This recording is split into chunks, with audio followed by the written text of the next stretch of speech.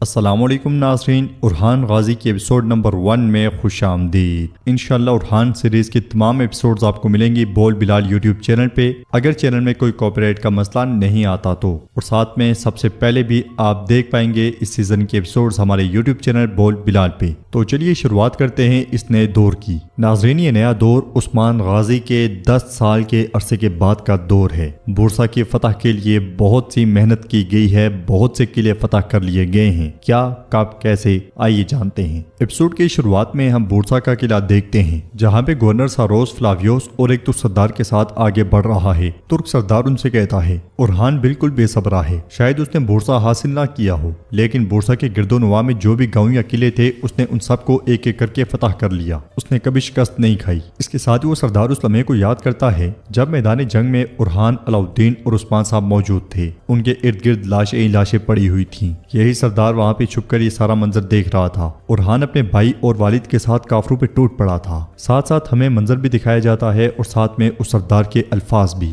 وہ دن تھا جب میں نے محسوس کیا کہ بھیڑیے کی سانس گردن پہ محسوس ہونے کا کیا مطلب ہے۔ وہی دن تھا جب میں نے دیکھا کہ جو لقمہ میں اپنے گلے میں محسوس کر رہا تھا وہ میرے سے بہت دور تھا۔ ساتھ ہی ہمیں ارحان بڑی بررفتاری کے ساتھ کافروں پہ تلوار چلاتے ہوئے دکھایا جاتا ہے۔ وہ جس طرف پلٹتا ہے کافروں کے خون کے فوارے چھوٹ پڑتے ہیں۔ علاؤالدین بھی ارحان کا ساتھ دیتے ہوئے تلوار سے، جبکہ عثمان صاحب تیروں سے ان کا نشانہ لے رہے ہوتے ہیں۔ وہ سردار مزید کہتا ہے میں نہیں جانتا کہ یہ خبر اس کے منحوس کانوں میں کیسے اور کب پڑی، اور کیسے وہ پروں کی طرح اڑتا ہوا وہاں پہنچ گیا، مجھے کچھ سمجھ نہیں آیا۔ اور اس کے بعد جیسے ایک شاہین نے اپنے پنجے گاڑ دیے، سمجھنے کی فرصت تک نہ ملی، جیسے اس کا دل اور اس کے باپ کا دل ایک ساتھ دھڑک رہا ہو، گویا وہ اپنے بھائی کے ساتھ ایک ہی سانس لے رہا تھا۔ علاؤالدین کی تلوار بھی بھائی کے ساتھ لڑتے ہوئے آگ اگل رہی ہوتی ہے۔ عثمان صاحب یکے بعد دیگرے تیروں سے کئی کافروں کو مار گراتے ہیں۔ ارحان اور علاؤالدین کافروں کا وار روکتے ہیں تو عثمان صاحب تیر سے انہیں جہنم واصل کر دیتے ہیں۔ وہ تینوں ایک دوسرے کی پیٹھ کی بھرپور حفاظت کرتے ہیں۔ وہ سردار کہہ رہا ہوتا ہے گویا ارحان اپنے بھائی کے ساتھ ایک ہی سانس لے رہا تھا۔ ان کی تعداد کم تھی اور بچ نکلنے کا کوئی امکان نہیں تھا، مگر اس نے اپنے باپ اور بھائی کو اس مصیبت سے باہر نکال لیا۔ ساتھ ہی ہم دیکھتے ہیں کہ وہ تینوں باپ بیٹے درجنوں کافروں کو اپنے آس پاس مار گراتے ہیں۔ یہ منظر دیکھتے ہوئے اس سردار پہ خوف طاری ہو گیا تھا۔ ایک بھیڑیا بھی بلندی پر سے ارحان کو دیکھ رہا تھا۔ ادھر وہ سردار مزید کہہ رہا ہے میں نے اسی دن سمجھ لیا کہ ارحان کائی قبیلے کی تقدیر بنے گا۔ ارحان اپنے دادا ارطغرل یا اپنے بابا عثمان جیسا نہیں ہے، اس میں بالکل کچھ اور ہے۔ سلجوقی سلاطین جیسی دانائی، پھرتیلا اور شکار کا بھوکا۔ اتنی تعریفیں سنتے ہوئے گورنر ساروس بفر جاتا ہے اور کہتا ہے کیا تم یہاں ارحان کی شان بیان کرنے آئے ہو؟ جواباً وہ سردار کہتا ہے میں نے آپ کو معلومات دی ہیں جو آپ کو جنگ جیتنے میں مدد کریں گی، اب میں چلتا ہوں۔ مگر فلاویوس اسے روکتے ہوئے پوچھتا ہے ارحان کب حملہ کرے گا؟ تمہارا ذہن کیا کہتا ہے؟ جواباً سردار کہتا ہے تمام تیاریاں مکمل ہیں، وہ کسی بھی وقت حملہ کر سکتا ہے۔ معلومات حاصل کرنے کے بعد گورنر ساروس سونے کی سکوں کی تھیلی اس غدار کے ہاتھ میں تھما دیتا ہے اور کہتا ہے قیمتی معلومات دینے کے لیے تمہارا مشکور ہوں، جاؤ راستہ آسان ہو۔ سونا دیکھ کر وہ سردار بہت خوش ہوتا ہے، مگر فلاویوس آگے بڑھتا ہے اور اس کے ہاتھ میں موجود سارا سونا گرا دیتا ہے اور اگلے پل غدار کا گلا بھی کاٹ ڈالتا ہے۔ یہ دیکھ کر گورنر ساروس چونک جاتا ہے۔ فلاویوس کہتا ہے ایسے غداروں کے ذریعے جنگ جیتنے کی تمنا اپنی ہی قوم کی توہین ہے اور ہم ایسا کبھی نہیں کریں گے۔ ہمیں جو معلومات چاہیے تھی ہم نے حاصل کر لی ہے۔ یہ سن کے ساروس اسے تھپکی دیتا ہے اور آگے بڑھ جاتا ہے۔ ناظرین، اس کے بعد ہم بورسا کے بالکل پاس ایک گھنے جنگل میں کائیوں کی قرارگاہ دیکھتے ہیں، جہاں پہ سپاہی کام کاج میں مصروف ہوتے ہیں۔ منجنیقیں تیار کی جا رہی ہوتی ہیں، تلواریں بن رہی ہوتی ہیں کہ اسی لمحے گھوڑے پر سوار ارحان قرارگاہ میں داخل ہوتا ہے۔ پتلا دبلا لیکن پھرتیلا نظر آنے والا ارحان خیمے کے سامنے پہنچتا ہے اور گھوڑے سے اتر جاتا ہے۔ ارحان خیمے میں جانے کے بعد ہاتھ دھونے لگتا ہے اور کارا خلیل ارحان کے پاس آ کر پوچھتا ہے ارحان بھی آپ کہاں تھے؟ مگر اسی لمحے ارحان دیکھتا ہے کہ سامنے والے خیمے میں سردار اور سپاہیوں کے درمیان بحث جاری ہے۔ یہ دیکھ کے ارحان کو بہت غصہ آتا ہے اور وہ کارا خلیل سے پوچھتا ہے تم بتاؤ کیا تم بھی ایسا ہی کرتے تھے؟ تو کارا خلیل کہتا ہے سپاہی بلابان اور اوچی آپس میں الجھ گئے ہیں۔ یہ سن کے ارحان کہتا ہے خلیل کیا تم جانتے ہو؟ وہ سمجھتے ہیں کہ جنگ ان دیواروں کے سامنے ہے، جبکہ اصل جنگ تو اس مجلس میں ہے۔ مجھے بتاؤ کیا دیواروں کو فتح کرنا مشکل ہے یا میرے بابا کے شاندار سرداروں کو؟ خلیل کہتا ہے حضور آپ کا امتحان بھی یہی ہے۔ ناظرین، اس کے بعد ہم دیکھتے ہیں کہ بورسا میں بوران بازنطینی لباس زبدن کیے آگے بڑھ رہا ہے۔ وہ بہت ہی زیادہ محتاط دکھائی دیتا ہے۔ وہ پنجرے میں سے کبوتر نکالتا ہے، سیڑھی کے پاس جاتا ہے، اس میں خبر ڈالتا ہے اور اڑا دیتا ہے، پھر اپنا چہرہ ڈھانپ کر آگے بڑھ جاتا ہے۔ ادھر قرارگاہ میں سپاہی ارحان کو ذرا پہنا رہے ہوتے ہیں، جبکہ ارحان کی نظریں مسلسل سامنے والے خیمے پہ ہوتی ہیں۔ سامنے خیمے میں دمرل چلاتے ہوئے اوچی سے کہتا ہے تم شکاری کو سامان مہیا کرنے میں ناکام رہے ہو، تمہیں وقت پہ ضرورتیں پوری کرنی چاہیے تھی، तो औची गुस्से में उसकी जानिब बढ़ते हुए कहता है, दुमरुल दुमरुल, 9 साल से तुम्हारा पेट कौन भर रहा है? तो बलबान औची को पीछे करते हुए कहता है, 9 साल से अपनी जान यहाँ दांव पर लगाकर बीवी बच्चों से दूर, घर से दूर, क्या यहाँ सिर्फ पेट भरने के लिए है? क्या ये तुम्हें चुपता है? काफी देर से ये मंजर देखने वाला अब्दुल्ला सरदार औची को पीछे खींचता है और गरजते हुए कहता है, बस बस बहुत हो गया, ये कैसी बदतमीजी है? उस्मान साहब के सरदारों में ये कैसा तकब्बुर है? तो बलबान कहता है, अब्दुल्ला बेवकूफ जैसे नहीं है। बहस मुबासा बढ़ता हुआ देखकर उरहान बहुत गुस्से में आगे बढ़ता है, मगर उसके पहुंचने से पहले ही सिपाही की आवाज दस्तूर उरहान भी गूंज उठती है और उरहान खेमे में दाखिल होता है। उरहान को देखकर सकता तारी हो जाता है और सबके सब खामोश हो जाते हैं। उरहान कहता है, बायहोजा तुर्गुतल बामसी बे अब्दुर्रहमान गाजी, मेरे दादा अर्तगल गाजी, उन्होंने माले गनीमत हासिल किया, लड़ाइयां लड़ी, जंगें जीती, किले फतह किए, लेकिन भाईचारा कभी नहीं भूले। और हमने एक दूसरे के लिए खुलूस को खो दिया, जान निछावर करने वाले बहादुर खो दिए। क्या हमारे शहीद, हमारे गाजी हमें इन गलतियों पे माफ करेंगे?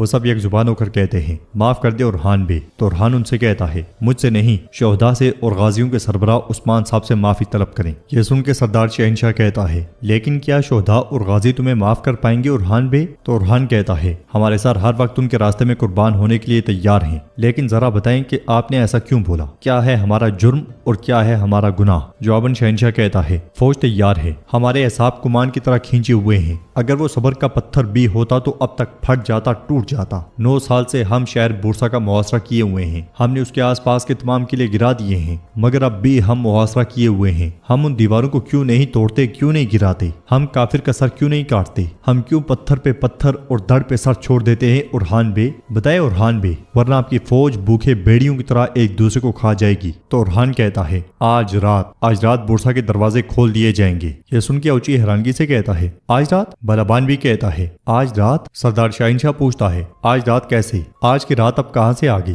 तो उरहान कहता है, हम आज रात मगरिबी दरवाजे से अंदर जाएंगे। सरदार शहनशाह कहता है, हमें क्यों नहीं मालूम, हम तो यहीं रुके हुए हैं। उरहान उससे कहता है, शहनशाह तुम मेरे बाबा के दोस्त हो। फिर एक चिट्ठी दिखाते हुए कहता है, मैंने बुरहान को जासूस बनाकर किले में भेजा है, इंशाअल्लाह आज रात वो हमारे लिए दरवाजे खोल देगा, तब गाजी भी, माएँ भी, बहनें भी सुकून पाएंगी। शहनशाह पूछता है, तो क्या होगा अगर वो कामयाब नहीं हो सका उरहान बे? तो उरहान कहता है, मेरे बाबा, मेरे दादा और तमाम बड़े लोग जिनका नाम हम जानते हैं, उन्होंने मुझसे कहा कोशिश हमारी तरफ से है और फतह अल्लाह की तरफ से है, चलो तैयार हो जाओ। आज रात मेरे समेत सब सिपाही फर्श पर होंगे, या शहीद या गाजी। सिपाही पुरजोश होते हुए यही अल्फाज दोहराते हैं, या शहीद या गाजी। और उरहान सरदार शहनशाह को थपके देते हुए चला जाता है, मगर सरदार शहनशाह अब भी सकते में होता है कि इतनी जल्दी उरहान ने यह फैसला कैसे किया। और वो कहता है, उरहान इंशाअल्लाह तुम अकल से काम लोगे। अगले मंजर में उरहान कारा खलील के साथ आगे बढ़ रहा होता है और उससे कहता है, लिख लो कारा खलील, एक बार जब हम वो दीवारें उबूर करेंगे और अपना परचम गाड़ देंगे तो पहला काम जो हम करेंगे वो अपनी बाकायदा एक फौज बनाना है। हम एक नई तंजीम बनाएंगे, हम सरदारों को बहुत सी जागीरें और बहुत से काम देकर उन्हें रियासत में खिदमत करने का पाबंद करेंगे। जंग में भी और किले पर भी उनके पास इतना काम होगा कि उन्हें आपस में लड़ने का वक्त नहीं मिलेगा। हम वजारतों के ओहदे कायम करेंगे, हम अपना खुद का सिक्का छापेंगे, हम नए इलाके फतह करके तमाम मुसलमानों और तमाम गैर मुस्लिमों के लिए एक रियासत बनाएंगे। उरहान की एक करारगाह बुरसा के बिल्कुल सामने होती है। उरहान मजीद कहता है, हम इंसानियत के लिए एक नए सूरज की तरह तुलू होंगे और तब अगर हम एक अच्छी तंजीम कायम नहीं कर पाते तो हम महज एक तकलीफ बनकर खत्म हो जाएंगे। नाज़रीन, इसके बाद हम पहली बार काई कबीला देख रहे हैं जहां पे सिपाही मशकू में मसरूफ हैं। सिपाहियों के पास ही उस्मान गाजी उरहान गाजी के बेटे यानी के अपने पोतों के साथ मश्क में मसरूफ हैं। मलहून खातून हफ्सा के साथ खड़े होकर ये सारा मंजर देख रही हैं। कुछ देर की मश्क के बाद उस्मान साहब उनसे प्यार करते हुए कहते हैं, तुम कितनी कोशिश करते हो ये अहम नहीं है, अहम यह है कि तुम लड़ाई के वक्त अपने असाब पे कैसे काबू पाते हो और पुरसकून रहते हो। तो बड़ा बेटा सुलेमान कहता है, अगर हम बहुत मश्क करें तो क्या एक दिन आपको हरा पाएंगे? जवाब में उस्मान साहब कहते हैं, यकीनन हराओगे, लेकिन अहम यह नहीं कि हम एक दूसरे को हराएं, बल्कि अहम यह है कि हम एक होकर दुश्मन को कैसे हराएं। कासिम कहता है, मेरे वालिद और अलाउद्दीन चचा की तरह? उस्मान साहब कहते हैं, हाँ बिल्कुल वैसे ही, मेरे उरहान और अलाउद्दीन की तरह। चलो जारी रखो, माशाल्लाह मेरे पोते। یہ منظر دیکھتے ہوئے ملعون خاتون کہتی ہیں اللہ کا شکر ہے کہ اللہ نے ہمیں یہ دن بھی دکھائے کہ عثمان بے اپنے پوتوں کے ساتھ مشق کرتے ہیں۔ حفصہ پوچھتی ہے بورسا کیوں نہیں جاتے؟ تو ملعون خاتون کہتی ہیں عثمان بے کی خواہش ہے کہ یہ فتح اورحان اور علاؤالدین کو حاصل ہو تاکہ سرداران بھی ان کا احترام کریں اور وہ اپنی ریاست کو مستقبل تک لے کر جائیں۔ مشق کرتے کرتے سلیمان قاسم کی تلوار گرا دیتا ہے تو عثمان صاحب ایک دم سے بیچ میں پڑتے ہوئے کہتے ہیں رکو رکو رکو، تلوار گر جانے کے بعد تم اپنا دفاع کیسے کرو گے؟ مجھے غور سے دیکھو۔ یہ کہتے ساتھ ہی عثمان صاحب پاؤں اٹھاتے ہیں تو انہیں ٹانگ میں تکلیف محسوس ہوتی ہے۔ وہ تلوار چھوڑ دیتے ہیں اور عثمان صاحب لڑکھڑاتے ہوئے آگے بڑھ جاتے ہیں۔ وہ بیٹھتے ہیں تو خاتون انہیں پانی لا کر دیتی ہے۔ بچوں کو پریشان دیکھ کر ملعون خاتون ان سے کہتی ہیں کیا تم جانتے ہو کہ تمہارے دادا عثمان بے کا پاؤں کبھی کبھی کیوں لڑکھڑاتا ہے؟ وہ اس لیے کہ وہ ارطغرل غازی کی امانت، ہماری پوری سلطنت کا سارا بوجھ اپنے کندھوں پہ اٹھاتے تھے اور اس کے ساتھ ساتھ ہماری ہزاروں سال کی ہجرت کا بوجھ بھی۔ بیٹا جب وقت آئے گا تو یہ بوجھ تم اٹھاؤ گے، بس اب آج کی مشق کافی ہے۔ پھر ملعون خاتون حفصہ سے کہتی ہیں قاسم اور سلیمان کو خیمے میں لے جاؤ۔ یہ سنتے ساتھ ہی حفصہ ان دونوں کو لے کر چلی جاتی ہے۔ ملعون خاتون عثمان صاحب کے پاس جا بیٹھتی ہیں اور کہتی ہیں عثمان آؤ خیمے میں چلتے ہیں، میں تمہیں مرہم لگاؤں گی۔ عثمان صاحب کہتے ہیں پچھلے 10 سال سے تم میرے ساتھ اس بیماری میں تکلیف برداشت کر رہی ہو۔ جواب میں ملعون خاتون کہتی ہیں یہ کیسی بات ہے عثمان، ہم تو ابھی تمہارے ساتھ بورسا بھی جائیں گے۔ بورسا کا نام سن کر عثمان صاحب ایک گہری سانس لیتے ہیں اور کہتے ہیں بورسا ایک قدم جتنا قریب اور ایک عمر جتنا دور۔ تو ناظرین اس کے ساتھ یہ ایپیسوڈ بھی اختتام پذیر ہوتی ہے۔ کیسی لگی آپ کو یہ ایپیسوڈ نمبر 1 آپ کمنٹ باکس میں بتا سکتے ہیں۔ ویڈیو پسند آئے تو لائک کر دیں، شیئر کر دیں، سبسکرائب نہیں کیا ہوا تو سبسکرائب کرنے کے ساتھ ساتھ گھنٹی والے آئیکن کو دبانا مت بھولیں۔